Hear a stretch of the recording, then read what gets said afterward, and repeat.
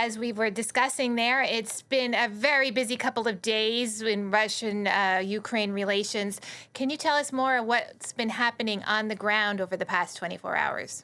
Well, there's been some good news and some bad news when it comes to what is happening in Ukraine. You mentioned one of those prisoner releases, but over the past 24 hours, there have been two rounds, and that was, as you said, agreed in that meeting in Istanbul. So on Friday, each side released 390 prisoners, including soldiers, but also civilians. About 120 civilians on each side were released, and that was followed today by those 307 prisoners, these all soldiers on each side. That means that we could have probably around another 100 released by the end of this weekend, because the initial agreement was to release about 1,000 prisoners over the course of these several rounds. So we'll see if that happens maybe later today or tomorrow. And while there have been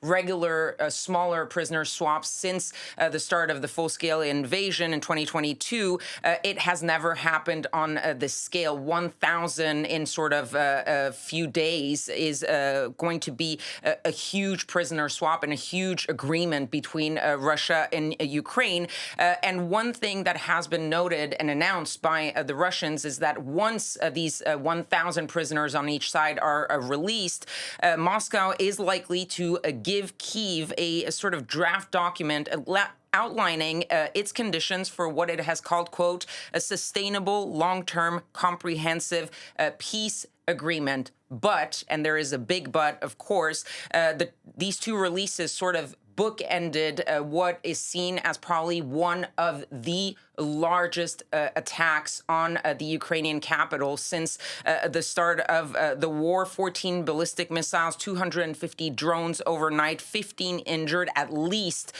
in Kyiv. There were also attacks in the southeast, in the north, with about a dozen killed, according to Ukrainian officials, and also possibly 3 dead in a strike on the port city of Odessa.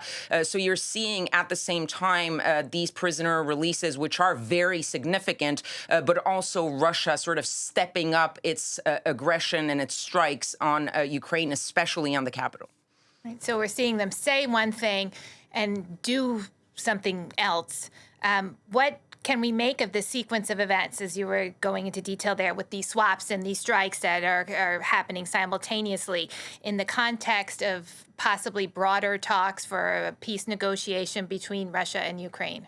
Well, look, some have pointed to the prisoner swaps as a reason for optimism. That was the case in Istanbul from the mediators of those talks, the Turkish officials. But also on Friday, after the first swap, Donald Trump, the U.S. president, taking to a social media platform to wonder whether this could lead to something big following that prisoner swap. But the massive strikes that I was describing overnight tell a sort of different story, and that story was what Volodymyr Zelensky was pointing to in his own post, this time on X, where he was saying that basically with each attack by the Russians, the world becomes more certain that the causes of prolonging the war lie in Moscow. He called once again on the United States, on the Europeans, on other of Ukraine's supporters to step up sanctions on Russia, saying that it was basically the only way to, quote, force Moscow to a ceasefire. Right now, there is a sort of discrepancy between the reaction from Washington and the reaction from the other of Ukraine's allies. In Washington, it seems that they're still willing to give Vladimir Putin sort of the benefit of the doubt, but the European leaders especially agree with Zelensky. Back on Thursday, I was at the French Foreign Ministry, and I asked the spokesperson there what they thought of sort of the strategy of the Russian, and the response was that the language of the Russians was hypocritical and that Russia was simply pretending that it was willing to negotiate for peace, but was doing everything to sort of avoid a peaceful solution, concluding that Russia was simply playing the clock, running out the time. And then when it comes to the negotiations, also you have to see that Russia hasn't really moved from its initial maximalist demands. It has